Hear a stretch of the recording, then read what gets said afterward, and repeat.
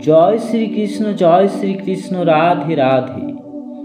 যখন এই শিশু শ্রীকৃষ্ণের সাথে এক একটি ঘটনা ঘটে, যখন কংস তাকে হত্যা করার জন্য বিভিন্ন রাক্ষস পাঠান, যশোদা মা এবং গোকুলের লোকেরা কানাইয়াকে নিয়ে যে কোনো সমস্যা থেকে মুক্তি পাওয়ার জন্য, তাকে রক্ষা করার জন্য তাকে গোয়াল ঘরে নিয়ে যেতেন।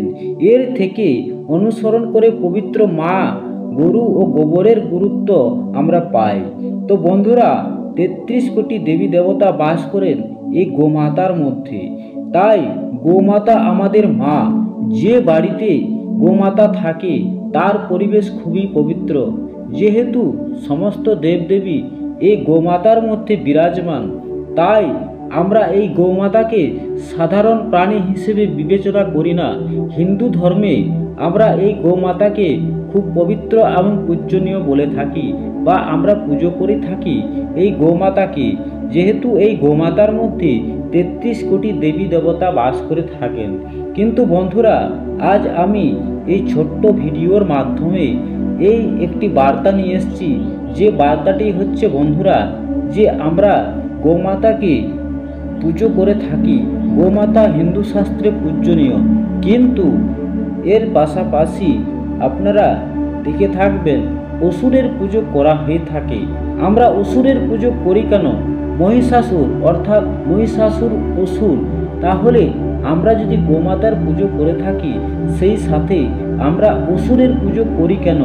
চলুন বিস্তারিত এই আধ্যাত্মিক তথ্য আমি আপনাদের এই ছোট্ট ভিডিওর মাধ্যমে নিয়ে এসেছি। বন্ধুরা, ভিডিওটি একটা লাইক অবশ্যই করবেন। কমেন্টে মায়ের আশীর্বাদ পেতে জয় মা লিখতে ভুলবেন না।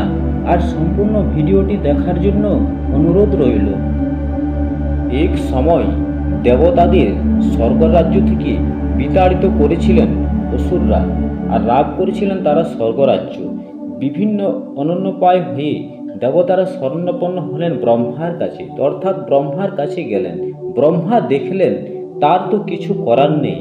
স্বয়ং শিব ও দেবতাদের সঙ্গে নিয়ে গেলেন ভগবান বিষ্ণুর কাছে। আনুপূর্বিক সমস্ত দুর্দশার কথা এবং ঘটনা জানালেন।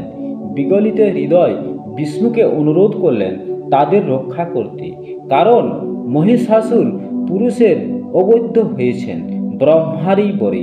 সমস্ত কথা শুনে বিষ্ণু বললেন, পুরুষের অবৈধ এই অসুরকে বধ করতে হলে নিজ নিজ স্ত্রীর সঙ্গে মিলিত হয়ে সহস্র তেজের কাছে প্রার্থনা করতে হবে যে এই সমবেত তেজ থেকে যেন কোনো নারী মূর্তি আবির্ভূত হন। সেই নারী একমাত্র পারবেন এই অসুরকে বিনাশ করতে। এই কথা শুনে ব্রহ্মা, বিষ্ণু, শিব এবং ইন্দ্র ও অন্যান্য দেবতাদের দেহ থেকে নির্গত হলো তেজ। সেই সমবেত তেজ রাশি থেকে আবির্ভূত হলেন এক পরমা সুন্দরী নারী। তাকে বিবিধ অস্ত্র দান করলেন দেবতারা। এদিকে নারীরূপী দেবীর রূপে আকর্ষিত হলেন মহিষাসুর। বিবাহের প্রস্তাব প্রত্যাখ্যাত হলো। এবার ক্রুদ্ধ অসুরের সঙ্গে ঘোরতর যুদ্ধ হলো দেবীর। নিহত হলেন মহিষাসুর। এই ঘটনা আপনাদের সকলেরই জানা। মহিষাসুর জন্মগ্রহণ করলেন 3 বার, অর্থাৎ তিনি যতবার এই দেবী তাকে নিহত করেন ততবার তিনি জন্মগ্রহণ করেন। ত্রিবিধ রূপ ধারণ করে তাকে 3 বারই বিনাশ করেন এই দেবী। মহিষাসুরকে বধ করার জন্য প্রথমে অষ্টদশ ভুজা উগ্রচণ্ডা রূপী, দ্বিতীয়বার ভদ্রকালী এবং তৃতীয়বার বধ করলেন দশভুজা দেবী দুর্গা রূপী। দুর্গাই হলেন পরমা প্রকৃতি, শিব পত্নী, দেবী বিশ্বের আদি কারণ, আদিশক্তি, মহামায়া, মা শক্তি এই দেবী দুর্গা। আর এই দেবী দুর্গার এই বিভিন্ন রূপ আমরা সকলেই আমাদের জানা আছে।